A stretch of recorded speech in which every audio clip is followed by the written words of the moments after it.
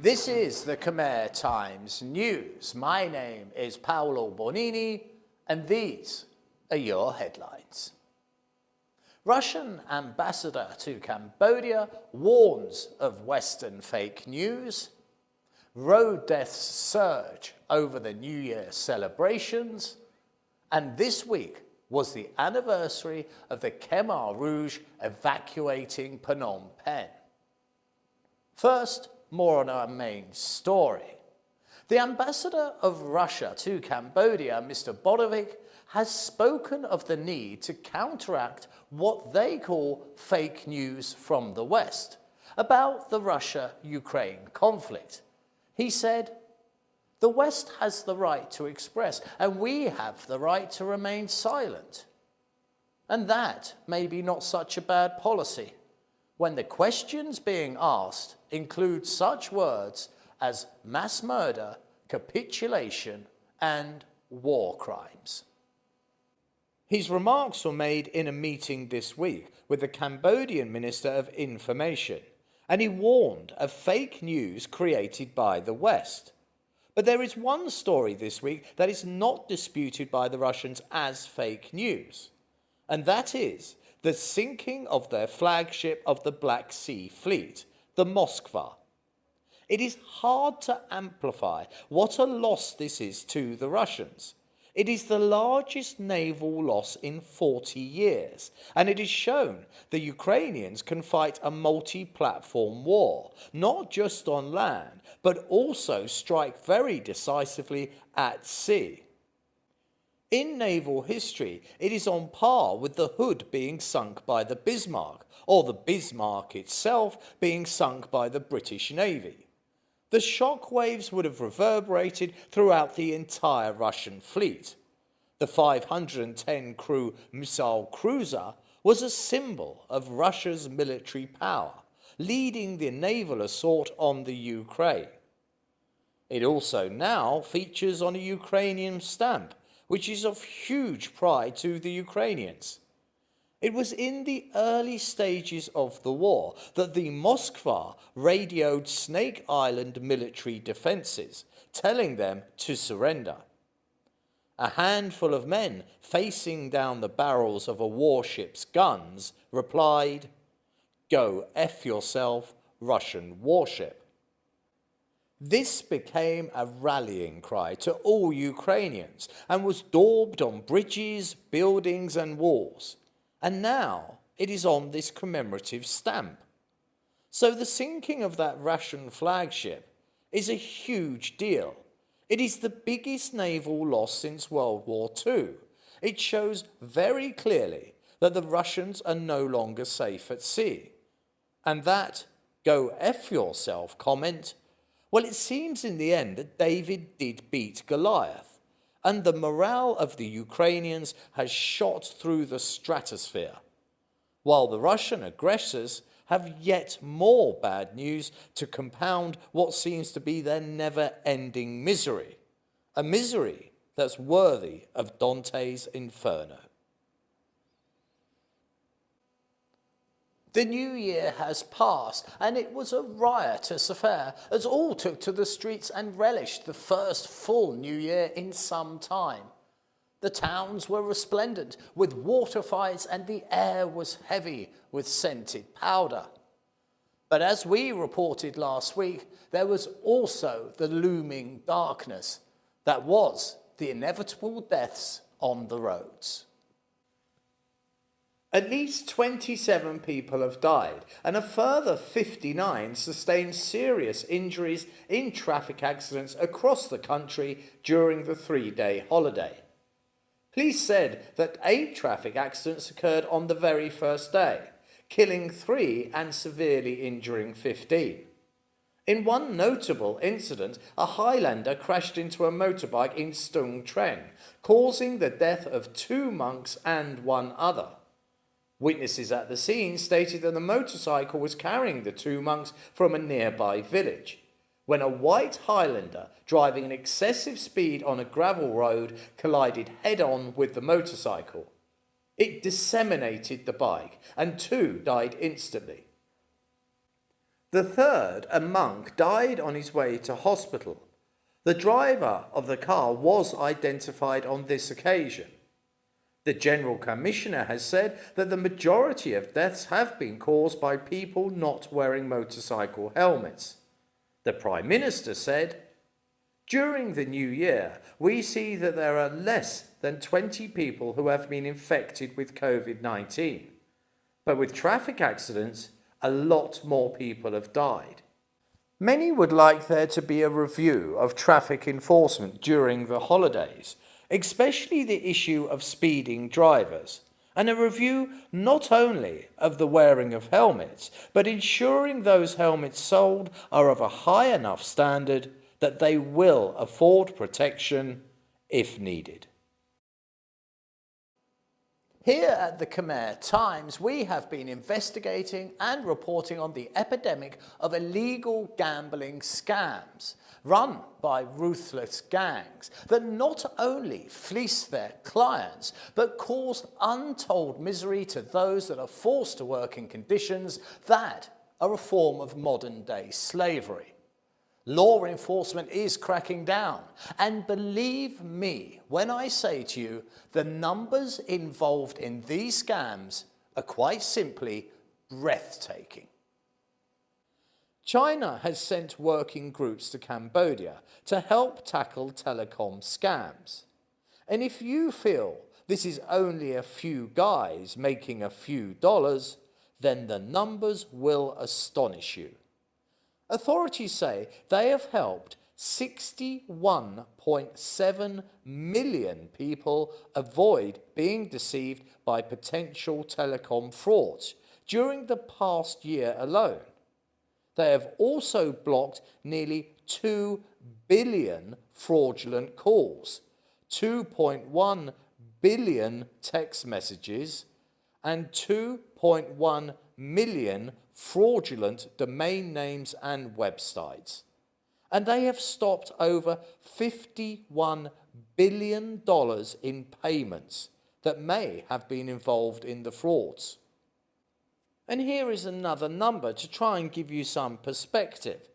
There are 112 nations on Earth whose entire GDPs are not as high as the numbers involved here.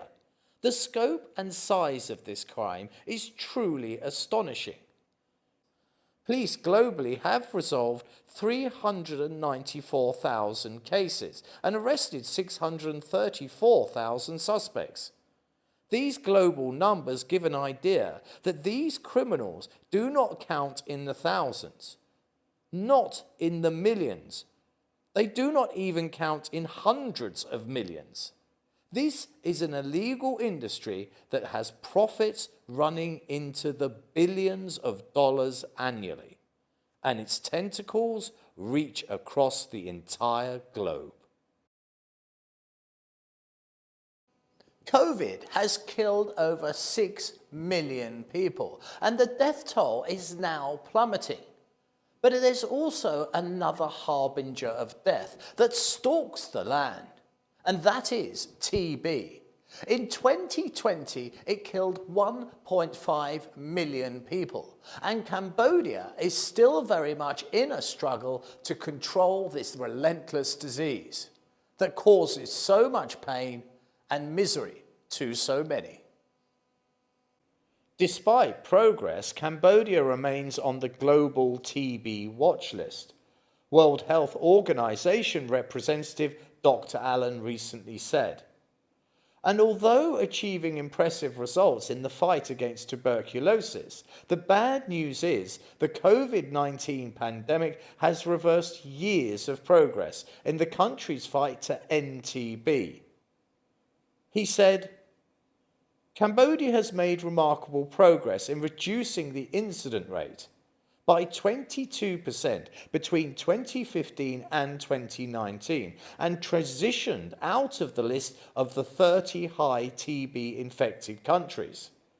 The incident rate was reduced in 2020 by 53% from 579 to 274 cases per 100,000. The country had identified around 63% of the estimated 46,000 TB cases in 2020, meaning 1/3 are unidentified or unreported cases. The latest figures show that an estimated 3,300 people died from TB in 2020. Additional investment and collective efforts in TB detection, diagnosis, treatment and care are needed to sustain past achievements and to accelerate progress to achieve the goal of ending TB by 2030. TB holds no real fear for Westerners. We do not look on in horror as the death rattle cough is heard. It is something that dwells in our past, and hopefully soon it will also be relegated to history for all Cambodians.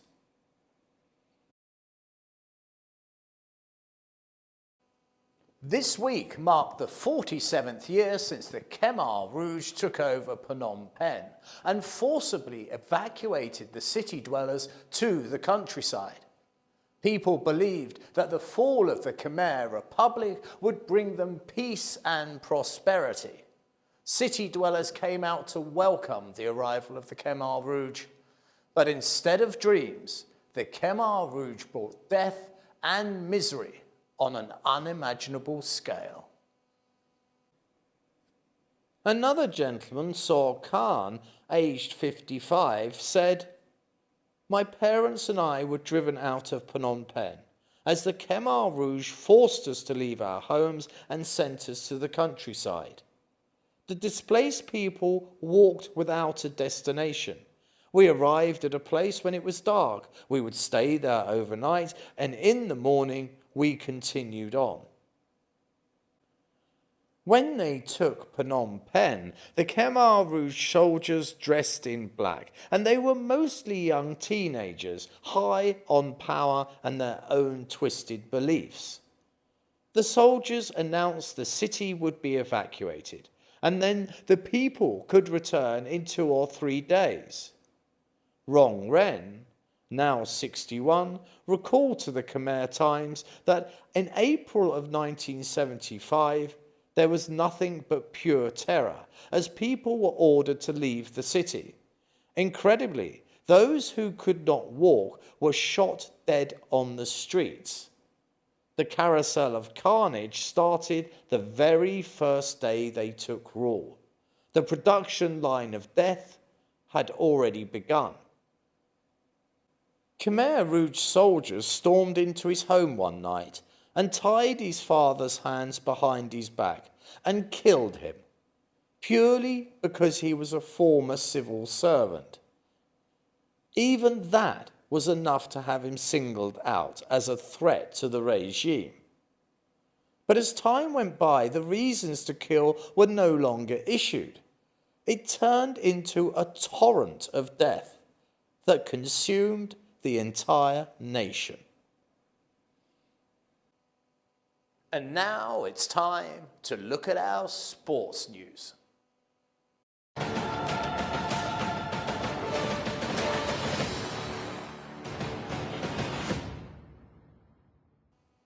American figure skater Alicia Liu has announced her retirement, saying she has achieved all of her goals within the sport. She is a 2-time US national champion. She competed in the 2022 Beijing Olympics, where she finished 7th. She won her first senior US title in 2019, aged just 13, landing a very rare triple axel jump to become the youngest national champion ever. In a statement she's released, she has said, "Now that I'm finally done with my goals in skating, I'm going to be moving on with my life." Which is all fair enough. She has achieved much and is now to retire. But what I have not told you is that she is 16. Yes, just 16. And she is due to retire. announcing her retirement 5 years before she can even buy an alcoholic drink. And after achieving so many goals, well, that is truly amazing. Now let's have a quick look at the Premier League in England. And here are the latest Premiership results. And what we see is an absolute unbelievable score, but we'll get to that last. Firstly, we see Southampton beat Arsenal. Arsenal have just had woe after woe. They were neck and neck with Chelsea for third place, and it's all gone drastically wrong. Manchester United 3-2 at home against Norwich City, a good win for them, but our eye is drawn towards our adopted team, Burnley. Look at that. It is almost impossible to believe, but Burnley scored a goal. It's just shocking. But the problem is, so did the other team. So they still haven't managed to get a win. But there's always hope. It's time to have a look ahead and see what the weather has in store for us next week. So what is it that we have in the weather for you next week? Well, it's very much like one of those tin of biscuits you get at Christmas. It really is a mixed assortment. We have rain with clouds, clouds with rain, we have just rain, and we potentially have all three. But where to cast your eye is certainly towards the end of the week and the beginning of next, as the rain intensifies, and as it does so, we will see a peak with the humidity. This has been the Khmer Times News. You can contact myself at the studio by mailing us at ktnewsstudio@gmail.com. Please do subscribe and comment and stay up to date with all the breaking news by following us on both Facebook and Telegram. This has been Paolo Bonini, and that was the week that was. I'll see you next Saturday for your weekly roundup.